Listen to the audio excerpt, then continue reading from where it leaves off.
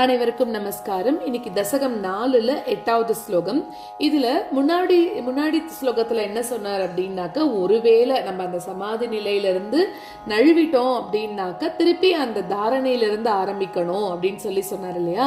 அப்போ இப்படி நாங்க அடிக்கடி பயிற்சி செஞ்சுட்டு உன்னோட திருவுருவமா இருக்கக்கூடிய அந்த பிரம்மத்தை அனுபவிக்கிறதுனால, பேரின்பத்தினால நாங்க என்ன ஆகிறோம், முக்தர்களோட அந்த கூட்டத்துல முதல் நிலையை எங்களுக்கு கிடைக்க பெறுவோம் அப்படின்னு சொல்றார். அங்க அதாவது வைகுண்டத்துல வந்து உனக்கு கைங்கரியம்லாம் பண்ணிட்டு ரொம்ப சந்தோஷமா இருப்போம் அப்படின்னு சொல்றார். யார மாதிரி? சுகர் நாரதர் மாதிரி அவளை மாதிரி சஞ்சாரம் பண்ணிட்டு உன்னோடவே வைகுண்டத்துல இருப்போம். ஏன்னா வைகுண்டத்துல எல்லா விதமான சுகங்களும் அவளுக்கு கிடைக்குமா. சோ முக்தி அடைஞ்ச பக்தர் கூட்டத்துக்கு நாங்க தலைமையா இருப்போம். இதே மாதிரி பயிற்சி செஞ்சு உன்னோட பரபிரம்மத்தை, உன்னோட பர ரூபத்தை வந்து மனசுல நிறைச்சுண்டாக்க அப்ப என்ன ஆகும் அப்படின்னாக்கா, அதாவது உன்னோட அந்த திருவுருவமா இருக்கக்கூடிய அந்த பிரம்மத்தை எங்களோட மனசுல நினைச்சுட்டோம் அப்படின்னாக்க வைகுண்ட பதவி எங்களுக்கு கிடைக்கும், முக்தி கிடைக்கும். அங்கேயும் வந்து முக்தர்கள்ல முதன்மையானவர்களா நாங்க இருப்போம் அப்படின்னு சொல்றார்.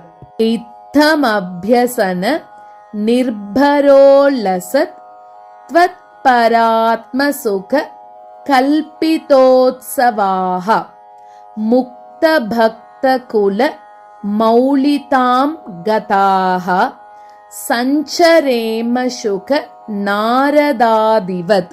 இத்தமபியசன நிர்பரோல்லசத் त्वत्परात्म सुख कल्पितोत्सवाः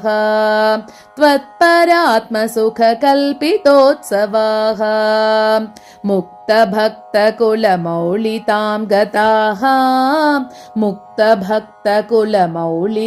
गताः संचरेम शुक नारदादिवत् इत्थमभ्यसन निर्भरोल्लसत् त्वत्परात्म सुख कल्पितोत्सवाः मुक्त भक्त कुल मौलितां गताः संचरेम शुक नारदादिवत् इत्थमभ्यसन निर्भरोल्लसत् त्वत्परात्म सुख कल्पितोत्सवाः मुक्त भक्त कुल मौलितां गताः संचरेम शुक नारदादिवत्.